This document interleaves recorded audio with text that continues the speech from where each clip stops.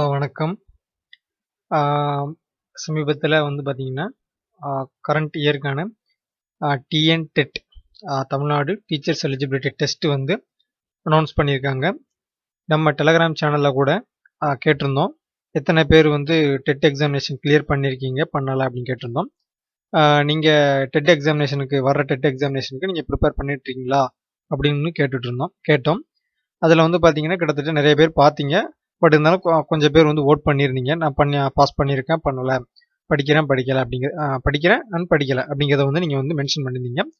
அந்த வகையில் வந்து பார்த்தீங்கன்னா பெரும்பாலான பேர் வந்து பார்த்தீங்கன்னா கிளியர் பண்ணலை அப்படின்னு வந்துச்சு. இன்னொருத்தவங்க வந்து 100 ஓட்டில் வந்து பார்த்தீங்கன்னா ப்ரிப்பேர் பண்ணிக்கிட்டு இருக்கிறோம் அப்படின்னு சொல்லியிருந்தாங்க.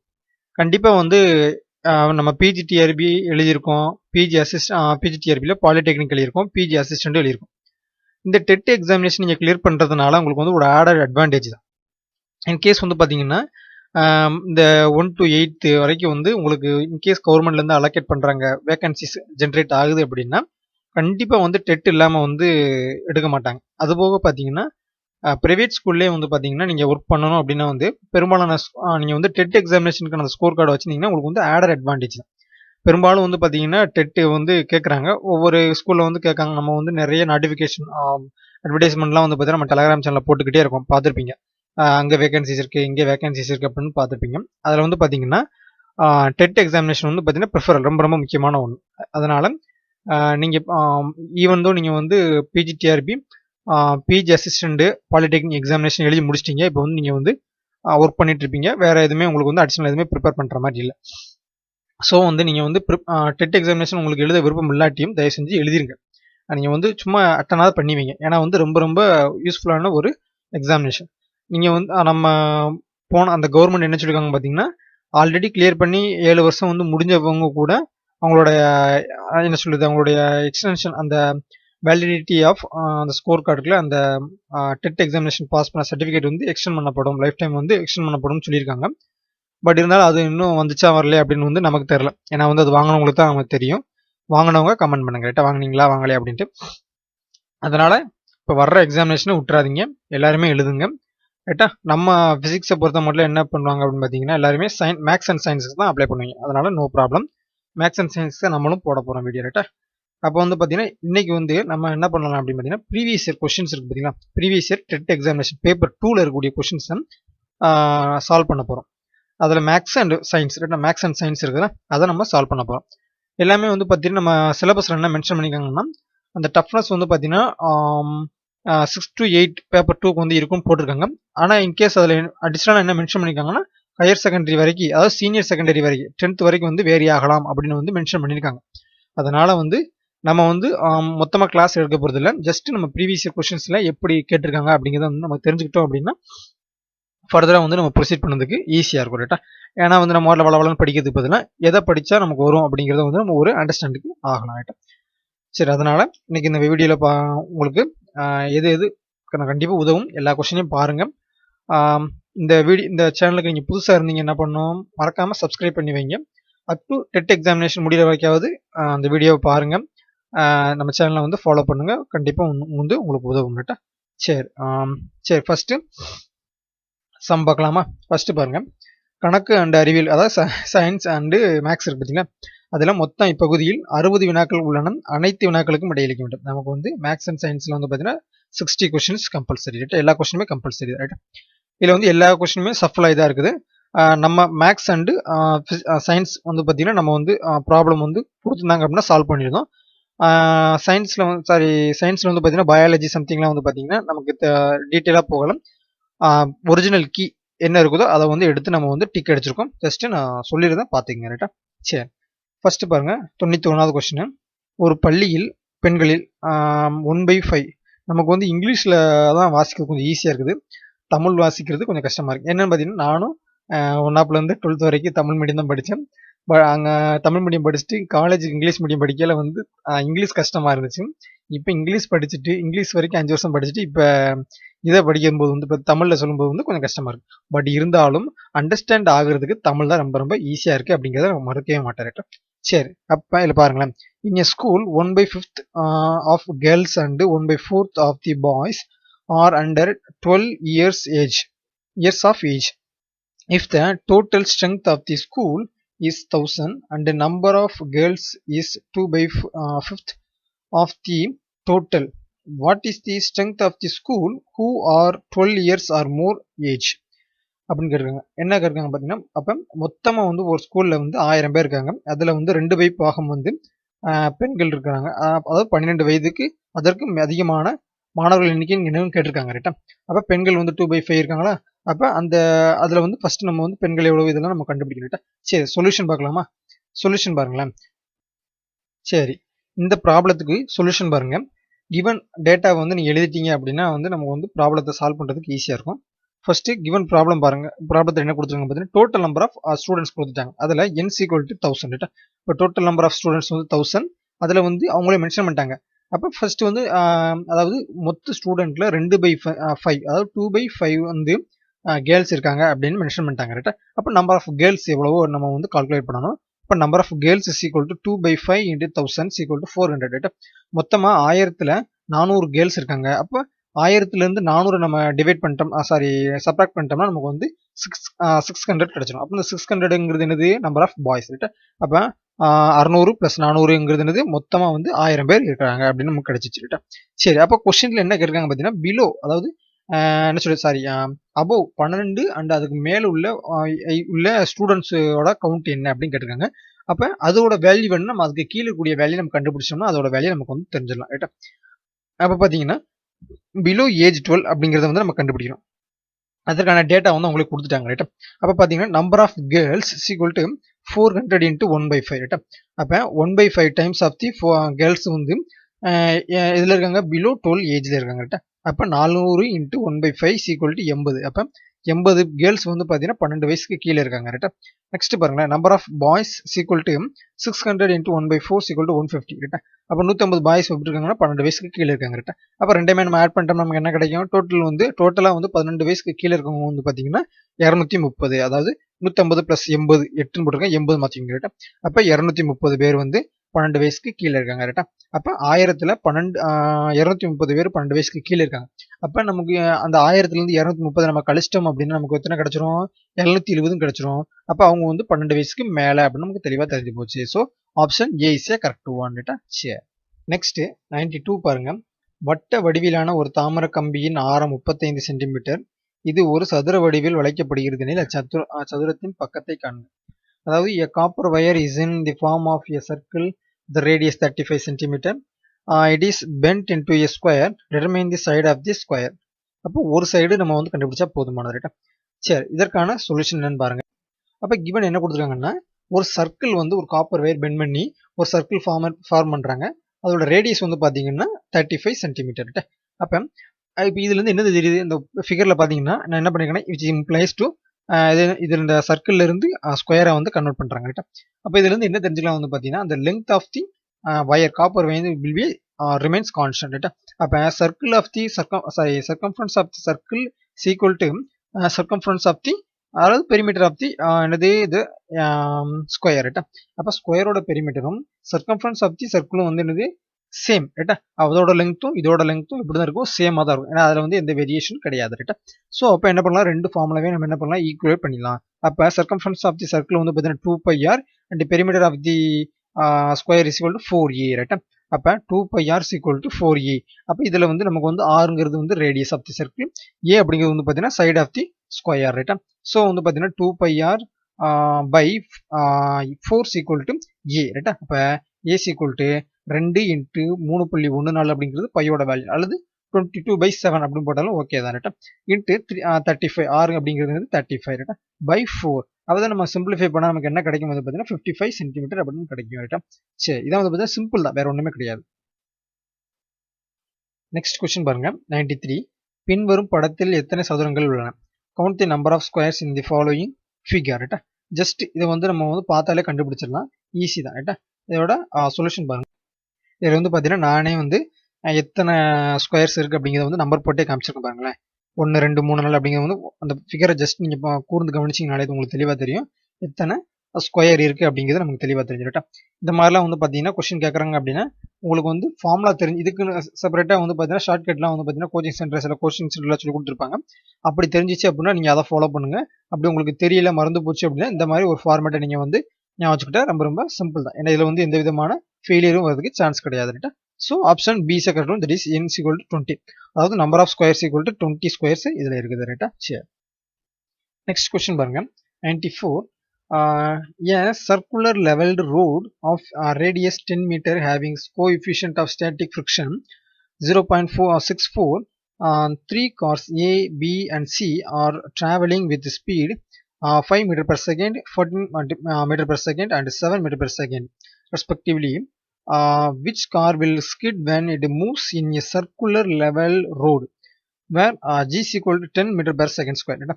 அப்போ என்ன கேட்டிருக்காங்க பார்த்தீங்கன்னா 10 மீட்டர் ஆரமுள்ள ஒரு அந்த சர்க்கிள் மாதிரி கூடிய ஒரு ரவுண்டான 3 கார் போகுது. ஏபிசி அப்படிங்கிற ஒரு 3 கார் போகுது.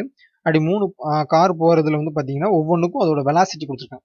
அப்போ எந்த வெலாசிட்டியில் வந்து அதாவது எந்த கார் வந்து ஸ்கிட் ஆயிரும்னா நிலை தடுமாறிடும் அப்படின்னு கேட்குறாங்க ரைட்டா. அப்போ இதுக்கு வந்து நம்ம ஃபார்முலா யூஸ் பண்ணால் வந்து டைரெக்டாக நம்ம வந்து ஃபைண்ட் அவுட் பண்ணிடலாம் ரைட்டா. சரி, இதற்கான சொல்யூஷன் பாருங்களேன். 94 பாருங்க, கிவன் வந்து நம்ம எடுத்துக்கலாம். கிவன் பாருங்க r equal to 10 மீட்டர், அதாவது ரேடியஸ் ஆஃப் தி சர்க்கிள், அந்த சர்க்கிள் வந்து பார்த்தீங்கன்னா இருக்குது சர்க்குலர் லெவல் ரோடோட ரேடியஸ் வந்து பார்த்தீங்கன்னா 10 மீட்டர். ஸ்டாட்டிக் ஃப்ரிக்ஷன் வந்து பார்த்தீங்கன்னா 0.64 ரைட்டா. அந்த ஃப்ரிக்ஷனுக்கு வந்து நோ யூனிட் ரைட்டா, அதை நல்லா புரிஞ்சுக்கணும். That is no unit. Then g அப்படிங்கிறது வந்து acceleration due to gravity, that is 10 metre per second square ரைட்டா. நெக்ஸ்ட் இதில் வந்து பார்த்தீங்கன்னா VA அப்படிங்கிறது வந்து பார்த்தீங்கன்னா A அந்த velocity of the car A and VB அப்படிங்கிறது வந்து பார்த்தீங்கன்னா பியோட வெலாசிட்டி, C வந்து சியோட வெலாசிட்டி ரைட்டா. சரி, அதில் பாருங்க condition for the stable right அப்படிங்கிறது வந்து பார்த்தீங்கன்னா அந்த ஸ்கிட் ஆகாம அந்த கார் வந்து கிராஸ் ஆகி போவதுக்கான அந்த கண்டிஷன் வந்து பார்த்தீங்கன்னா V less than or equal to root of mu or G metre per second ரைட்டா. அப்போ இதில் வந்து மியூ அப்படிங்கிறது என்னது வந்து பார்த்தீங்கன்னா 0.64, அதாவது தட் இஸ் ஸ்டாட்டிக் ஃப்ரிக்ஷன் ரைட்டா. இதில் ஆர் அப்படிங்கிறது ரேடியஸ், ஜி அப்படிங்கிறது ஆக்சலரேஷன் டியூ டு கிராவிட்டி ரைட்டா. ஜஸ்ட் இதில் நம்ம அந்த கிவன் டேட்டாவை நம்ம சப்ஸ்டியூட் பண்ணிட்டு ஒரு கான்ஸ்டன்ட் வேல்யூ நம்ம வந்து அரே பண்ணணும். இதான் வந்து பார்த்தீங்கன்னா அந்த ஸ்டேபிள் ரைடு, அந்த ரைடு வந்து பார்த்தீங்கன்னா ஸ்கிட் ஆகாம ஸ்டேபிளாக போவதுக்கான கண்டிஷன் ரைட்டா. அப்போ என்ன வருதுன்னு பாருங்க, சப்ஸ்டியூட் பண்ணால் V less than or equal to 8 metre per second அப்படின்னு நமக்கு வேல்யூ கிடைக்கும். அதாவது அந்த காரோட வெலாசிட்டி வந்து பார்த்தீங்கன்னா 8 அல்லது அதற்கு கீழே, அதாவது 8 மீட்டர் per செகண்ட் அதற்கு கீழே வந்து அது அல்லது அதற்கு கீழே இருந்தால் மட்டும்தான் என்னது ஸ்டேபிளாக போகும். 8க்கு மேலே, அதாவது 8.1 சம்திங் வந்தாலேமே வந்து இந்த கார் வந்து வில் பி ஸ்கிட் ரைட்டா, வந்து சருகி கீழே விழுந்துடும் ரைட்டா. சரி, அப்போ இதில் வந்து பாருங்களேன் VA அண்ட் BC, அதாவது velocity of your car A and C வந்து பார்த்தீங்கன்னா less than or equal to 8 metre per second ரைட்டா. ஸோ கண்டிஷனை விட அது வந்து கம்மியாக தான் இருக்குது. அப்போ ஏவும் சியும் வந்து ஸ்கிட் ஆகாது, அது வந்து நல்லா வந்து ஸ்டேபிளாக வந்து போயிடும். ஸோ வந்து அந்த VB பாருங்கன்னா 14 மீட்டர் per செகண்ட் இருக்குது. ஸோ அந்த car B will be skid. So option B is correct one ரைட்டா. இதெல்லாம் நம்ம வந்து ஜஸ்ட் ஃபார்முலா யூஸ் பண்ண வந்து நமக்கு ஈஸியாக வந்து கிடைச்சிரும் ரைட்டா. சரி, நெக்ஸ்ட் கொஸ்டின் பாருங்க. அறை வெப்பநிலை ஆன்சர் கீழே பார்க்கலாம். A pan filled with the hot food cools from 92 degrees Celsius to 88 degrees Celsius in 2 minutes. When the room temperature is at 20 degrees Celsius, how long it will be taken to be cool from 71 to 69 degrees Celsius ரைட்டா. இதெல்லாம் வந்து பார்த்தீங்கன்னா சின்ன concept தான், but இருந்தாலும் அந்த formula நமக்கு தெரியலனா கண்டிப்பாக அதை வந்து சால்வ் பண்ணுறதுங்கிறது கொஞ்சம் கஷ்டமான விஷயம் தான். இது வந்து நம்ம என்ன ஃபார்முலா யூஸ் பண்ணணும் பார்த்தீங்கன்னா நியூட்டன்ஸ் லா ஆஃப் கூலிங் அப்படின்னு ஒரு ஃபார்முலா இருக்குது ரைட்டா. அதான் சரி, இப்போ சொல்யூஷன் பாருங்க. கிவன் வந்து டேட்டாவை நம்ம எடுத்துக்கலாம் ரைட்டா. ஃபர்ஸ்ட் அந்த ஃபார்முலா பாருங்களேன், அதில் மென்ஷன் பண்ணியிருக்க பாருங்க கீழே நியூட்டன்ஸ் லா ஆஃப் கூலிங் அப்படின்றது பார்த்தீங்கன்னா இதான் வந்து பார்த்தீங்கன்னா ஃபார்முலா dt by dt. அப்போ அந்த கேபிட்டல் T அப்படிங்கிறது வந்து பார்த்தீங்கன்னா டெம்பரேச்சர், ஸ்மால் t அப்படிங்கிறது வந்து டைம், அதாவது rate of change of temperature with respect to time ரைட்டா. நெக்ஸ்ட் இதில் வந்து K அப்படிங்கிறது வந்து பார்த்தீங்கன்னா கான்ஸ்டன்ட் ரைட்டா. K அப்படிங்கிறது வந்து சம் ஆஃப் கான்ஸ்டன்ட். அதில் நெக்ஸ்ட் ப்ராக்கெட்குள்ள பாருங்க T average minus T not அப்படிங்கிறது வந்து பார்த்தீங்கன்னா TAV அப்படின்னா ஆவரேஜ் டெம்பரேச்சர். ரெண்டு டெம்பரேச்சர், அதாவது இனிஷியல் அண்ட் ஃபைனலையே சம் பண்ணி டிவைட் பண்ணோம் அப்படின்னு பார்த்தீங்கன்னா நமக்கு கிடைக்கிது ஆவரேஜ் டெம்பரேச்சர். அதில் T நாட் அப்படிங்கிறது வந்து பார்த்தீங்கன்னா ரூம் டெம்பரேச்சர், தட் இஸ் கான்ஸ்டன்டாக இருக்கக்கூடிய இந்த டெம்பரேச்சர், அதில் வந்து என்னது எந்த இது சேஞ்சஸும் ஆகாது ரைட்டா. இட்ஸ் T நாட் அப்படிங்கிறது வந்து பார்த்தீங்கன்னா ரூம் டெம்பரேச்சர். சரி, ஃபர்ஸ்ட் இதில் வந்து ரெண்டு கேட்டகரி நம்ம எடுத்துக்கலாம். கிவன் டேட்டா வந்து பார்த்தீங்கன்னா T1, அதாவது dt1 by dt1 is equal to 92 minus 88. Sequel to என்ன கிடைக்கும் பார்த்தீங்கன்னா 4 degree Celsius per 120 degree 120 second அப்படின்னு என்ன மீனிங் அப்படின்னு பார்த்தீங்கன்னா ஃபர்ஸ்ட் கிவன் கொடுக்குறாங்க பார்த்தீங்களா அப்போ வந்து பார்த்தீங்கன்னா 92 டிகிரி செல்சியஸ்லேருந்து 88 டிகிரி செல்சியஸ்க்கு எத்தனை நிமிஷத்தில் மாறுது அப்படின்னு பார்த்தீங்கன்னா 2 நிமிஷம். அப்போ 2 நிமிஷம் அப்படிங்கிறது வந்து பார்த்தீங்கன்னா 120 செகண்ட். ஏன்னா ஒரு மினிட் அப்படிங்கிறது என்னது 60 செகண்ட். அப்போ 2 × 6 12 120 செகண்ட். அப்போ 4 டிகிரி அதாவது 120 செகண்டுக்கு 4 டிகிரி வந்து டிகிரிஸ் ஆகுது, சேஞ்ச் ஆகுது அப்படிங்கிறத மீனிங். நாட் ஏ டிகிரிஸ் அப்படின்னு சொல்லக்கூடாது, சேஞ்ச் ஆகுது அப்படிங்கிறது கரெக்ட். நெக்ஸ்ட் செகண்ட் பாருங்களேன், dt2/dt2 equal to 71 - 69 equal to 2 degree Celsius by d2. அப்போ இதில் என்ன கேட்டிருக்காங்க பார்த்தீங்கன்னா இந்த t2ஓட வேல்யூ தான் கேட்டிருக்காங்க. நம்ம வந்து d2ஓட வேல்யூ மட்டும் கண்டுபிடிச்சா போதுமானது. சரி, இதுக்கு வந்து அந்த ஃபார்முலா இதில் வந்து நமக்கு என்ன தெரிஞ்சு போச்சு, இது வந்து d2 மட்டும்தான் நமக்கு வேணும். ஜஸ்ட் கீயோட வேல்யூ நமக்கு ஃபைண்ட் அவுட் பண்ணிட்டோம் அப்படின்னா வந்து ஈஸியாக வந்து நம்ம டெரைவ் பண்ணலாம். இதில் வேற கே ஈஸியாக கான்ஸ்டன்ட் ஒன்று. இதில் வந்து வேற எந்த வேலையும் நம்ம சப்ஸ்டிட் பண்ண வேண்டிய அவசியம் இல்லை. சரி, நெக்ஸ்ட் ஸ்லைடு பாருங்க. TAV1 அதாவது ஆவரேஜ் டெம்பரேச்சர் வந்து பார்த்தீங்கன்னா ஃபர்ஸ்ட் கிவன் டேட்டா வச்சு பார்த்தீங்கன்னா ஃபர்ஸ்ட் ஒன்றுக்கு வந்து பார்த்தீங்கன்னா 90 டிகிரி செல்சியஸ், அதாவது 92 + 88/2 that is 90 degree Celsius. Next அதே பார்த்தீங்கன்னா செகண்ட் இதுக்கு வந்து பார்த்தீங்கன்னா 71 + 69/2 equal to 70 degree Celsius.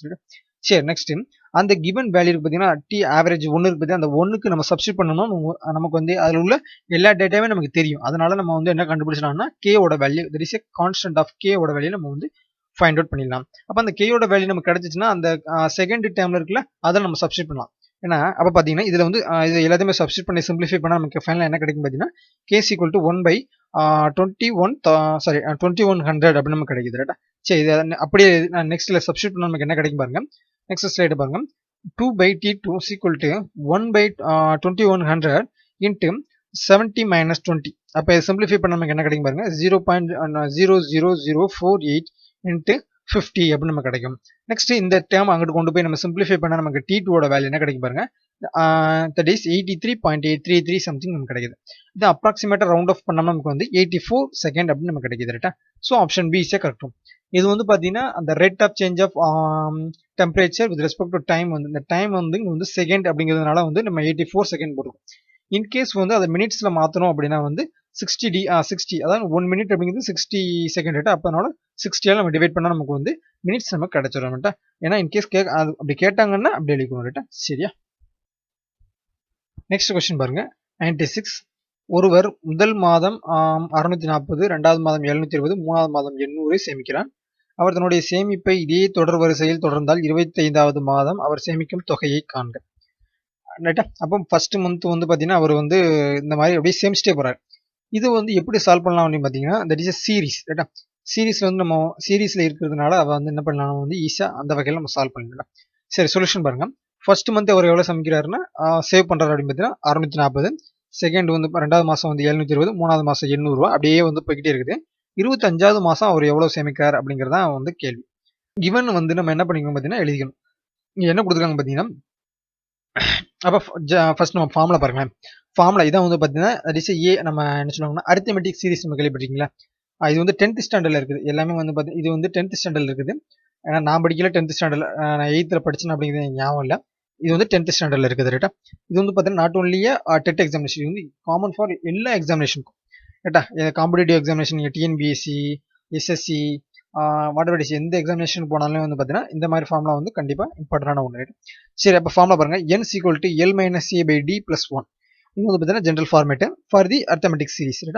Next பாருங்களா, அப்போ இதுல வந்து n அப்படிங்கிறது வந்து பார்த்தீங்கன்னா நம்பர் ஆஃப் டேர்ம்ஸ், L அப்படிங்கிறது வந்து பார்த்தீங்கன்னா லாஸ்ட் டேர்ம், A அப்படிங்கிறது வந்து பார்த்தீங்கன்னா இனிஷியல் அதாவது ஃபர்ஸ்ட் டேர்ம், D அப்படிங்கிறது வந்து பார்த்தீங்கன்னா டிஃபரன்ஸ். இது இது வந்து அரித்மெட்டிக் சீரிஸ் சொல்லிருக்கோம். அது மாதிரி ஜியோமெட்ரிக் சீரிஸ் அப்படின்னு வந்து பார்த்தீங்கன்னா டிவைட் பண்ற மாதிரி இருக்கும், டிவைட் அப்படின்னு இருக்கும். டிஃபரன்ஸ் +1. இது வந்து ஃபார்முலா. அப்போ நமக்கு வந்து எல்லோட வேல்யூ தான் வேணும். அப்போ L equal to n - 1 × D + A. இதை வந்து அப்படியே சப்ஸ்டிட் பண்ண போறோம். இதில் வந்து என்னோட வேல்யூ கண்டுபிடிக்கும். இதில் வந்து n வந்து ஏன் 24 அப்படின்னு போடுறது வந்து பார்த்தீங்கன்னா ஃபர்ஸ்ட் டேர்ம்ல இருந்து, அதாவது அந்த நமக்கு வந்து எத்தனாவது டேர்ம் அப்படின்னு தான் கேட்டிருக்காங்க. அப்போ அப்படிங்க சாரி 25வது டேர்ம் தான் அப்படி வந்து மென்ஷன் பண்ணிக்கணும். அப்போ ஃபர்ஸ்ட் டேர்ம்ல இருந்து நம்ம வந்து கவுண்ட் பண்ணக்கூடாது. அப்போ அந்த 2வது 3வது அப்படிங்கிறப்ப வந்து பார்த்தீங்கன்னா 25வது டேர்ம் அப்படிங்கிறது வரும்.